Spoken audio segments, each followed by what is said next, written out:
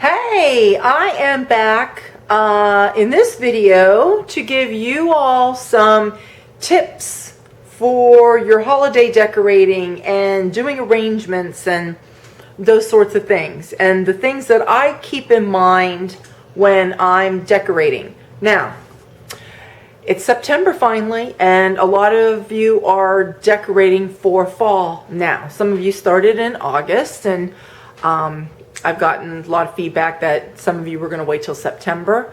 But now that September's here, let's go over some of the tips. Well, they're tips for you, but they're like ground rules for me. It's things that I'm constantly thinking of when I'm decorating. First of all, you need to figure where you want to put any of your decorations. I'm one of these people. I like to utilize space, and so especially if I don't have something in some place, then I utilize that space.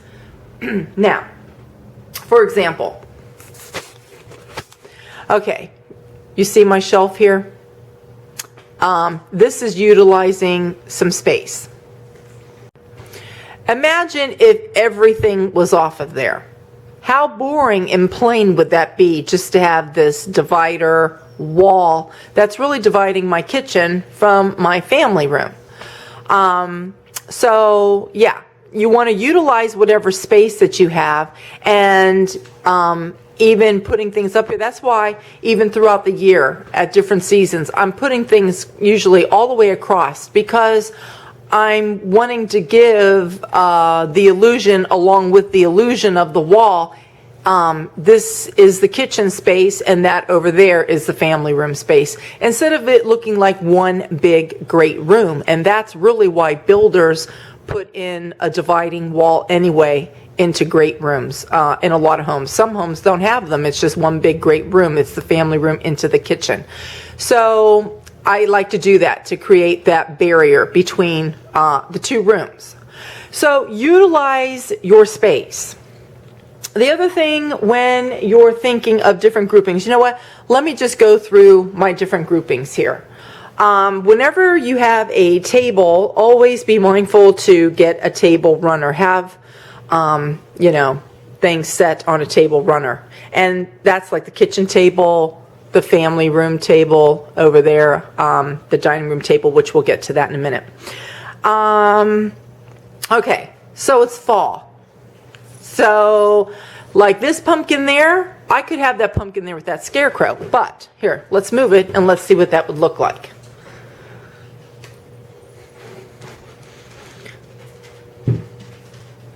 So, does that look okay? Well, I guess it's okay, but does it look better putting a scarecrow there? Better one or better two? In my opinion, this one, two, is better than one like that.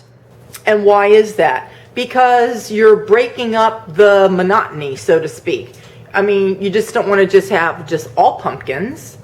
You could if you want to, but is it better one, better two? See, and this is the thing, when you're decorating, think of places where you want to put things and do just what I just did there. Put something down thinking, I think that this is going to look good there.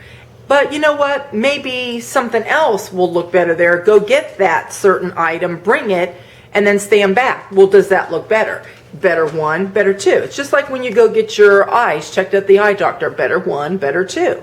You know, which is the best visual for you to be looking at, as well as even other people that come into your home. Okay, so think of that as well. Lighting. Lighting is very important. Now, this light comes on by itself. So here in my kitchen, you guys know I have my lights on all year round up there. I have them on now, but it's a sunny afternoon, so you really can't see very well. These are lights that I put on, and I turn them on, but you really can't see them. And then I have other lighting that I have underneath there. So you want to think of lighting as well. You want to put lights. Is lighting important I think so. I think adding lighting here and there is nice. And especially when you're getting into fall months and the winter months and throughout the winter until spring gets here. And why is that? The days begin to get shorter versus longer. So in the summertime, when it's getting dark outside, you know, at almost like 9:30 at night, you know, you've had all that light in your house. I mean, you barely turn on your lamps, and before you know it, you're turning them off to go to bed because, you know, it stays light outside so much longer. So to have that coziness, you really don't get that in the summertime. Now, when fall starts rolling around like now, the days are shortening up a little bit, and the further that we go into fall, the shorter the days are going to become.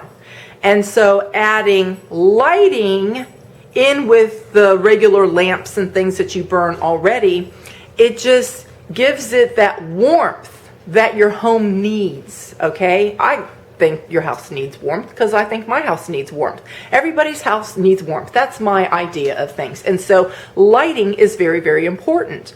That's one comment that I get very, very often. It regards the lighting in my house, especially in the fall and in the winter. And even after I put the fall decorations away, bring out the Christmas, and I have the Christmas, I put the Christmas away.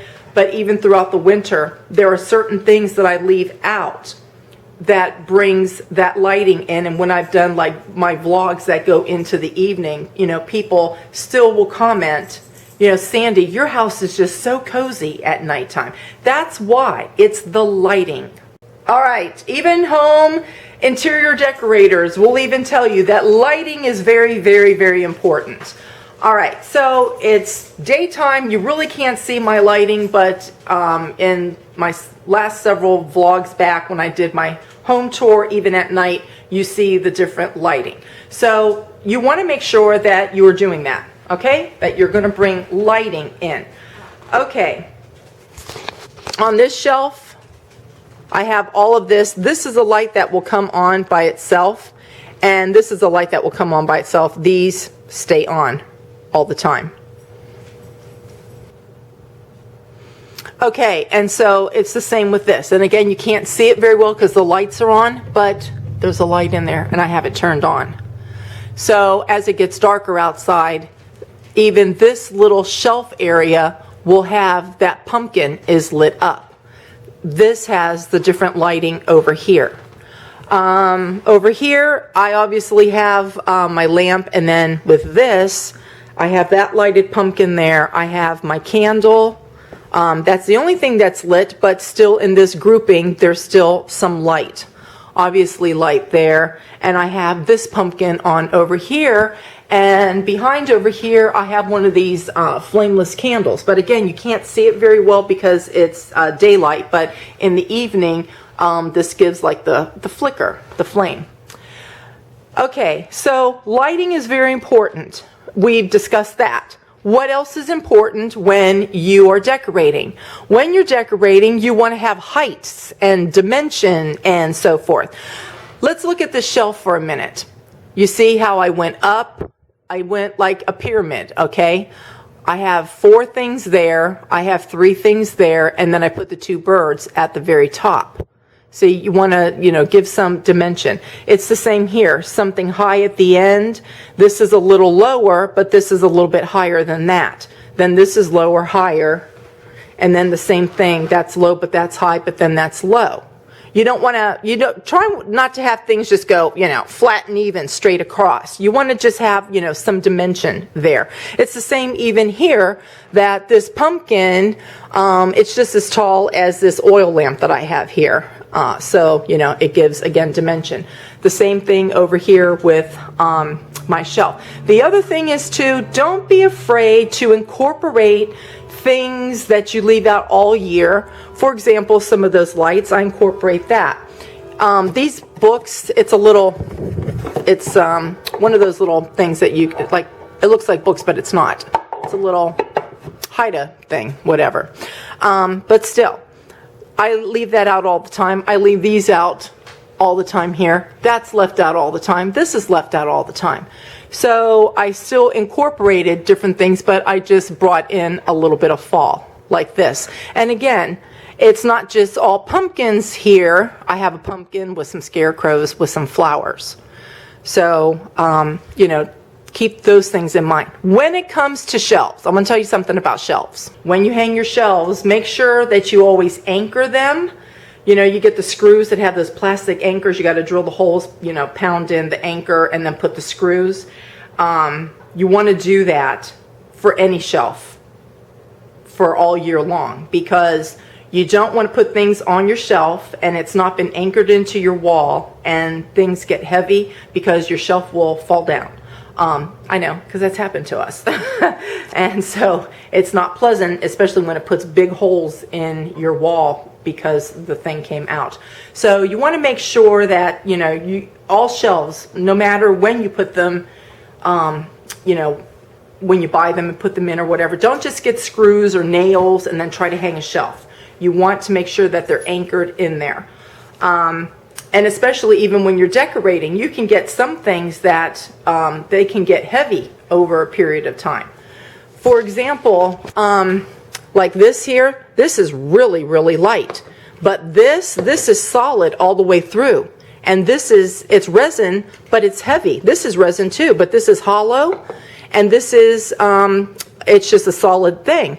So if you had a lot of like things like this and its weight, you don't want to weight your shelves down. So bear that in mind as well. Okay, now the same thing as far as height and dimension, I did the same thing here too. So you have your little lower things here. You have that's a little bit higher. This is higher in the middle, then like this. Then over on your mantle, the same thing. You know, you can group things and obviously, you know, have higher things, lower things. So one thing that you can do to give height and dimension as well. Now, you see this here? This is sitting on a book. If I took this book out, you would see just from here up. That's all that you would see, because this would sit way down. I wanted to bring this up a little bit, the top part of this, to kind of keep it even with the owl's head there. So, like, see, when you're standing back, you want to try to be able to draw a straight line there like that. If that would have been sat down, and it would have been okay, but I think it looks better raised up, so I got a book. So that's the thing. Remember, better one, better two. That's how you have to, you know, look at your decor as you're decorating. Okay, so let's look at this grouping here. I could have put this like right in the middle and kind of broke up the pumpkins a little bit because there's verbiage on 3 of them. But this looks better in a corner versus if I had it, you know, here, let me just show it to you. What if I took this and I put this like in the middle and that over there like that and like this. And I mean, that looks okay, but to my eye, it looked better how I had it. This looks like this, looks better angled in a corner with this coming out, this like this, and then this doesn't have any verbiage. So that's why I wanted to have that over there, just to kind of break up, because you got verbiage here, verbiage, verbiage, verbiage, and verbiage. I mean, but, you know, just by having, you know, something there and something there that doesn't say anything, it kind of, you know, breaks it up a little bit, and you can, you know, pause a little bit and try to read all of that if, you know, somebody wanted to. So anyhow, so again, better one, better two. Okay, let's now discuss the foyer. Again, you can't see because it's light in here, but these have lights. They're turned on, though you can't see it. But at nighttime, it shows up, you know, really nice. Now, I've mentioned this before. I used to keep my flowers here. This set of flowers, I used to keep here, and I've told you, when you have anything that has a mirror, if you put some flowers, that's something really nice to put with a mirror, because the fullness of the flowers, you're going to see it obviously here, but then you're going to get the reflection off of the mirror, and it just makes it really, really full looking. If you've seen my previous autumn videos, you will have seen that. So again, here, my garlands, this one, the one I bought in there, the one that's in my living room, they were just plain garlands, and I just took lights and I wound the lights all the way through. So again, bringing lighting. The lights are turned on, though they can't see it, but at nighttime, you've seen it in my other vlogs, and you guys really complimented on that, how you like that, and I get that every single year in the fall and the winter.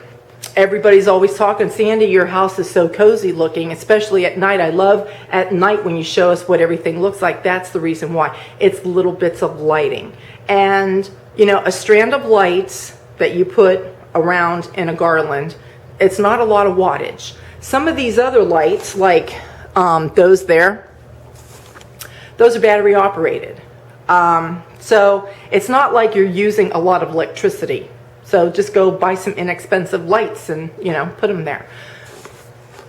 The same with this grouping though. You see low, high, then I have something lower than that, but it's higher than that. And then there and there, put scarecrow, and again, scarecrow pumpkins. I could have taken my pumpkins on my stairs and put them here in the corner, but then it would have been pumpkin and pumpkin. But again, and this is the height too. And that's what I did over here. I put the pumpkins there like that. Before I go outside, let's go here in the dining room. So again, table runner, got to have a table runner, and got that a little off center there. So that's just a little candelabra thing, and I had an extra pumpkin, and I stuck the pumpkin here with the leaves like that, so it kind of blends in. And then I had this extra pumpkin and I stuck it right there like that. Over here I had a picture there that I took away, and I put pumpkins. Again, you can leave things you normally leave out and incorporate, but you might have to take something away. If I would have left that white picture there, I would have had to shoved it over there or something, got rid of the candy dish, or something would have had to have gone. So you take things away as you need to, leave other things there, and then, you know, you can incorporate fall. So I have a little bit of fall over here, and then I have a little bit of fall right over here. And in my formal living room, again, I left just the fall garland, and I usually have this candy dish over here and this on, and then this here. And instead of just bringing other fall things in there, I wanted to keep everything, you know, the formal living room look. So I just really added that, and that was it. And Mr. Scarecrow sitting over here. Okay, so I was asked also about my arrangement outside on my front porch. I will go outside and tell you how I did that. I incorporated live plants with fake flowers, and I always do that. Even when I was decorating out back, I would always do that. You want to put the living mixed in with the fake things, because like the fake flowers, they're on one of those bigger stem things where you could take it and stick it through the bales of hay, and all those other flowers, they're on wires, and you can bend them and fluff them the way that you want, and then it fills in, and you can get your sunflowers, because that's what those are outside. They're sunflowers. Sunflowers, when sunflowers grow, sometimes sunflowers get taller than me. So this way you can have your sunflowers. If you just cut sunflowers and put them out there, obviously they're going to die. So don't be afraid to incorporate the fake flowers in with some real flowers. Now, it's rush hour traffic. It's probably going to be a little bit noisy outside, so if you don't mind the noise of the traffic, we're going to go outside and I'll show you what I did. I found these over at the dollar store, but it's not the dollar store, it's Dollar General, because at the Dollar General, they're not $1. These were $5 each, but they were cute, and that has a sunflower on it. That one has a leaf. And this here is 3 different strands of leaf garlands, and my daughter just came out and wound it up here, and then we just stuck a bow on it, and she went all through there like that. Okay, I have one mum here, and I'm going to put pumpkins around in here when we get real pumpkins. Okay, for this, imagine my rocking chair is alone by itself. The first thing that I did, I came to the back here and I hung this. We just wired it on to the back of the chair with floral wire. Then I put a real mum, another real mum. This is that copper pumpkin. Okay, I have 3 hay bales. I have one straight across this way.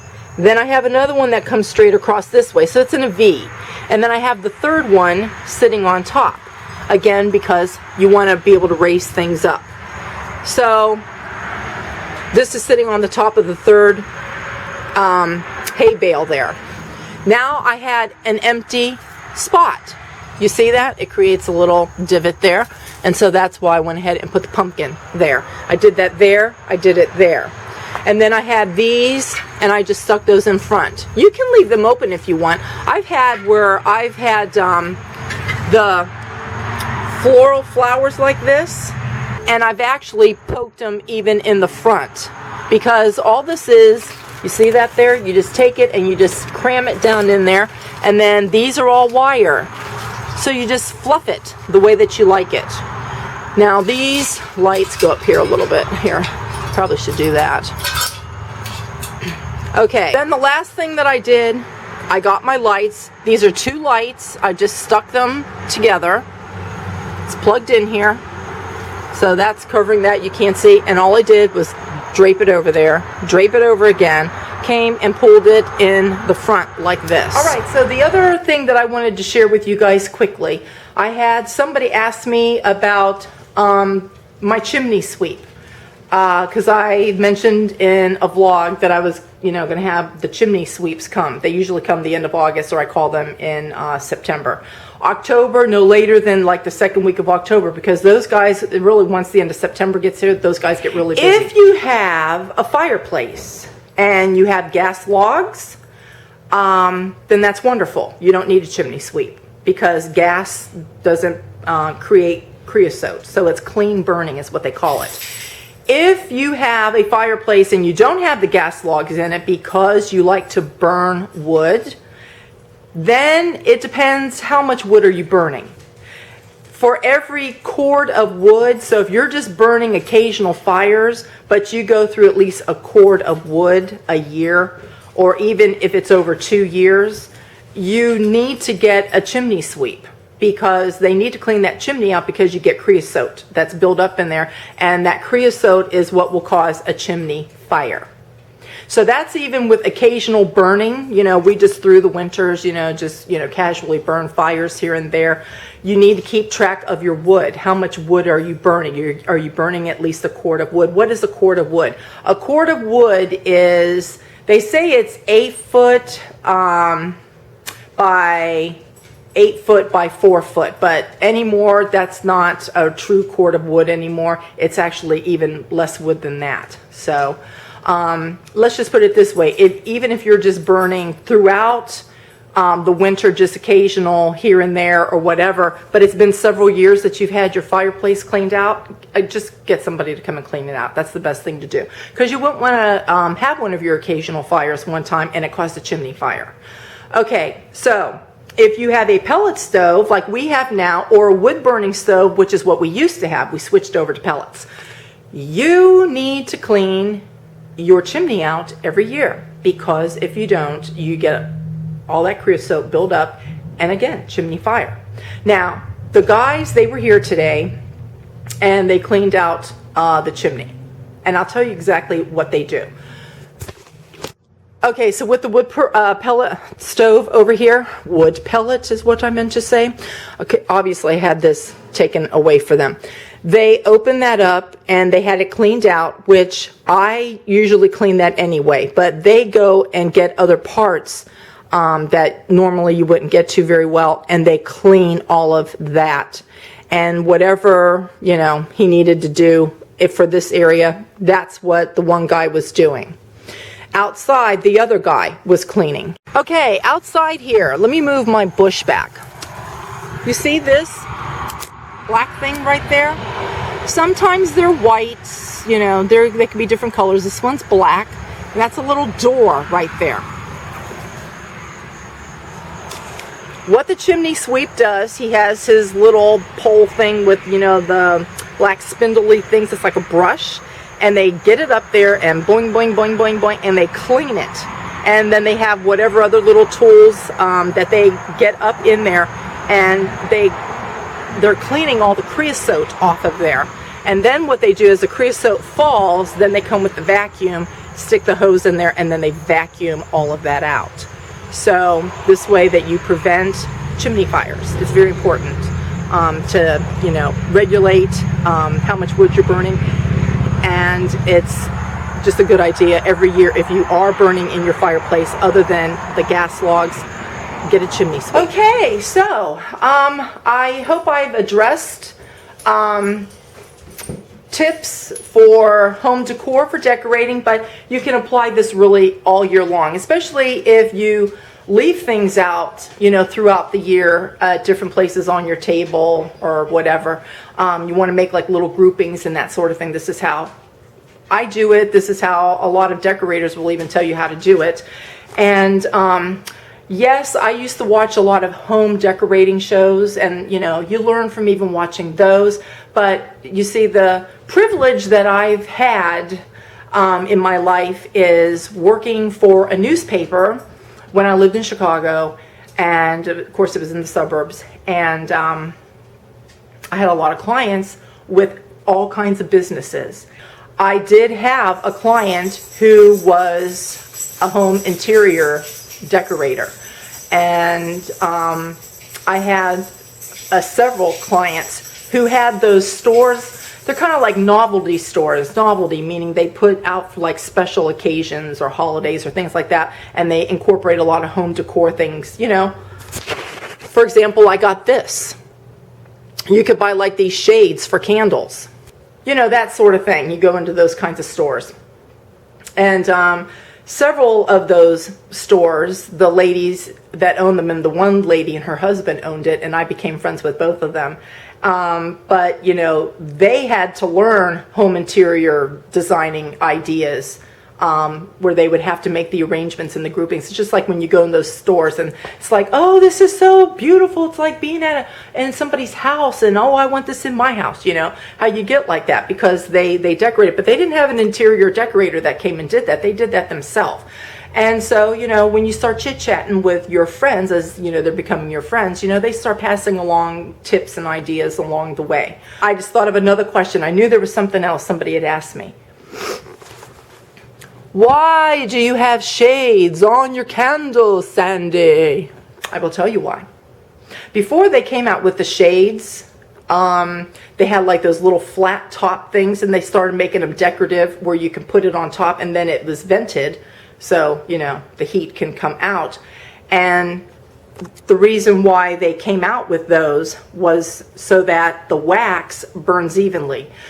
Have you ever noticed when you don't have something covering your candle, this side is real high with wax, this side's really low, it's not burned even, one place is higher than another place. If you want to keep that candle burning flat and even, you really should have some sort of cover, but obviously your cover has to be vented, has to have holes on there so that the heat, you know, can come out.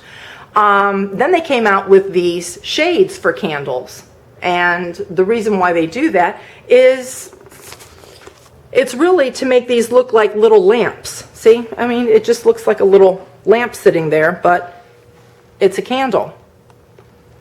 So that's why I have shades on my candles. Another thing that's good about that, and that's why my kids like to burn candles in their rooms, and if they don't have shades, I give them an extra shade, or I make them go buy those flat top things. You can even go get them over at Hallmark, and I make them put them on their candles. And why? Because what happens if you have your window open?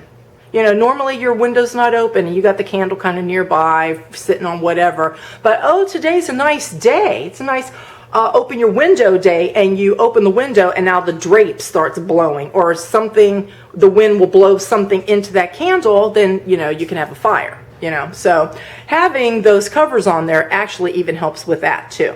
So that's why I have shades on my candles. So I hope that I helped you guys, by answering your questions and gave you some ideas so that you could do your own arranging. Today's Friday, tomorrow will be Saturday. There will be a Disney video coming out tomorrow. And until my next vlog video or whatever kind of video that I'm going to do other than my Disney video, I will see you then. So you guys take care. Bye.